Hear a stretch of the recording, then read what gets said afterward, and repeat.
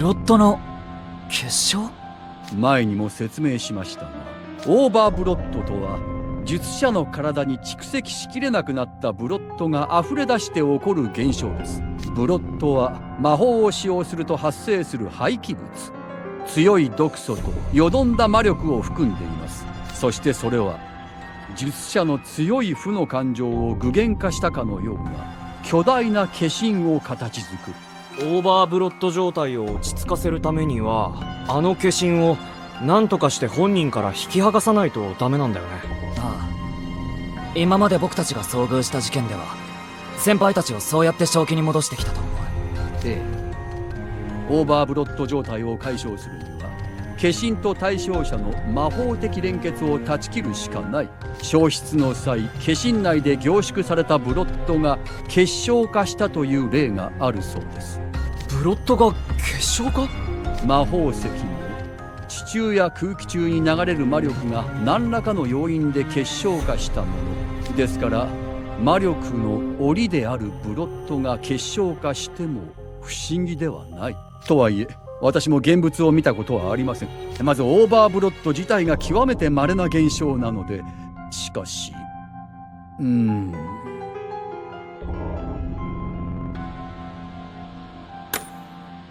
ねえ学園長、今の話ってつまりブロッドは少しでも体に悪影響なのに、それをさらに凝縮したのが黒い石ってことだよね。ええ、そんなもん何個も食ってたとしたら何も影響がないわけなくね？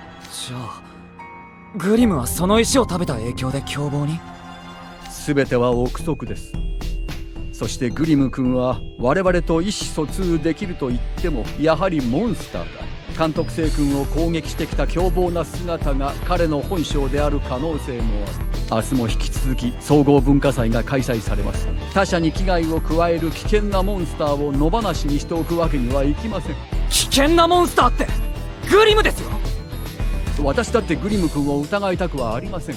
モンスターとはいえ彼を信じて学園に迎え入れたんですから。しかし彼の状態によってはもうこの学園にはいられなくなるでしょう。え？それってとにかくすぐに教員と寮長を集め一刻も早くグリム君を捕獲しなくては。そんな。私はこれで失礼します。監督生君はしっかり戸締まりをすること、ハーツラベルの2人は寮に戻るように。そろそろ彼らが動き出す頃かもしれません。え？いや何でも。ああ、忙しい忙しい。状態によっちゃ学園にいられなくなるってグリムが危険なモンスターとして退治されちゃうかもってこと？グリムに限って。いや確かに意地汚いし我慢は効かないし自分勝手なところはある。でも理由なく監督生や他の生徒を傷つけるような真似あいつはしない。しないはず。多分きっと。ほら逆に不安を煽るようなこと言うなって。まあモンスターって猛獣だし人里に出て悪さすればニュースにもなる。学園長の言うことにも納得。エースお前。でも入学してから半年監督生とコンビでなんだかんだうまくやってたじゃん俺らともさ。ああ、他のクラスメイトともすっかり打ち解けてた。でどうする？つうか監督生はどうしたい？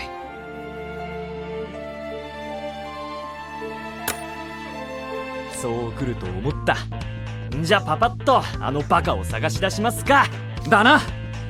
みんなより先にグリムを見つけて一発締めたら話を聞こうぜ。